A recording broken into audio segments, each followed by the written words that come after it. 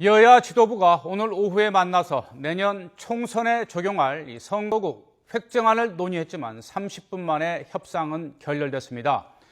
지역구 의석수를 늘리고 비례대표를 줄이는 대신에 비례성을 어떻게 강화할지를 놓고 여야는 전혀 의견 차이를 좁히지 못한 것으로 전해졌는데요.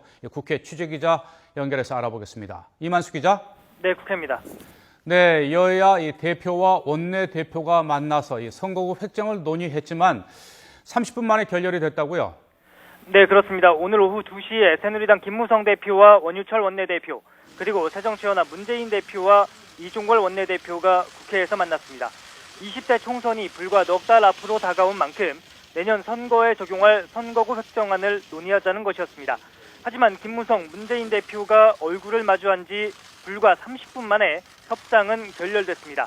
새누리당 김무성 대표는 협상 결렬 뒤 기자들과 만나서 논의 과정을 간단히 설명하기도 했습니다.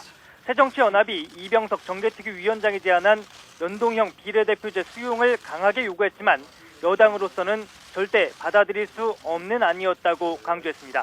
권력 구조 변화와 맞물려 있기 때문에 당장 내년 총선에는 적용이 어렵다는 것이었습니다. 새정치연합 이종걸 원내대표 역시 협상장을 떠나면서 오늘 회동의 전제는 비례성 확보가 관건이었다고 주장했습니다. 그러면서 여당이 전혀 진전된 안을 가져오지 않았다면서 합의 불발의 책임을 여당으로 돌렸습니다. 여야 협상이 오늘도 깨지면서 정치권은 오는 15일부터 시작되는 예비후보 등록일에 맞춰서 선거구 획정안을 마련하지 못할 가능성이 커졌습니다.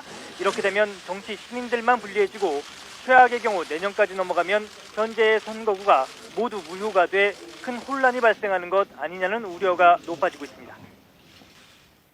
네, 이번에는 오전에 있었던 안철수 전 공동대표의 기자회견 내용 알아보겠는데요. 이 새정치민주연합의 안 전 공동대표가 문재인 대표가 거부했던 혁신전당대회를 다시 개최할 것을 요구를 했는데요. 문재인 대표 반응은 나왔습니까?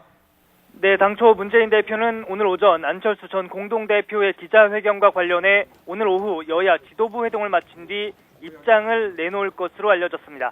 그러나 문 대표는 협상장을 떠나면서 별다른 언급을 하지는 않았습니다.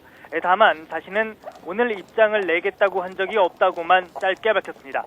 안 전 대표가 사실상 최후 통첩을 보내면서 문 대표 역시 고심이 깊어 보이는데요.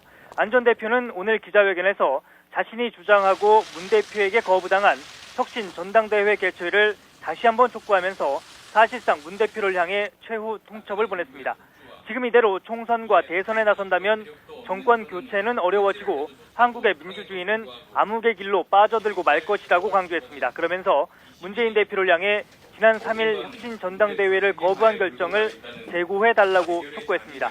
별도로 기자들과의 질의응답 시간을 가지지 않은 안 전 대표는 거취와 관련된 입장 표명은 일단 뒤로 미뤘습니다. 다만 이제 더 이상 어떤 제안도 요구도 하지 않을 것이라면서 문 대표를 겨냥해 대수진을 쳤습니다. 실제 안 전 대표는 오늘 기자회견에서 문재인 대표가 혁신 전당대회를 거부하며 내놓은 주장을 조목조목 강도 높게 비판했습니다. 문 대표가 혁신 전당대회는 분열과 거부의 장이 될 것이라고 지적한 것은 국론이 분열되는데 선거는 왜 하냐는 논리와 다르지 않다고 반박했습니다. 이어 물리적 시간이 부족하다는 이유 역시 지난 16년간 총선을 앞두고 단 한 번의 예외도 없이 1월이나 2월에 전당대회를 열었다고 강조하게 됐습니다. 지금까지 국회에서 YTN 이만수입니다.